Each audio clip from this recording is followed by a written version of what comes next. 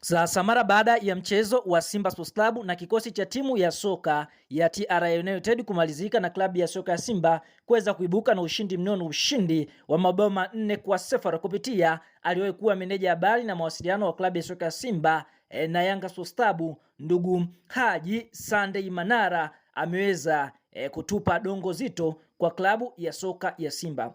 Manara anasemaje? Manara anasema hivi: makolo wamebahatisha, kipofu kaona mwezi, wamepiga bomu mochwari. Hapa anamaanisha kwamba klabu ya soka Simba kwa hizo goli ambazo wameweza kuzipata, basi ni kwa upande mwingine wameweza kubahatisha goli hizo, na ni kwamba kipofu kaona mwezi kwa kuweza kushinda hayo mabao 4-0. Ndio utani wa Simba na Yanga ulivyo, tunaona mara nyingi wamekuwa wakipondana, lakini ndio hivyo. Kwa upande mwingine Yanga nao pia wameweza kwenda hatua ya nusu finali na watakwenda kucheza dhidi ya Azam na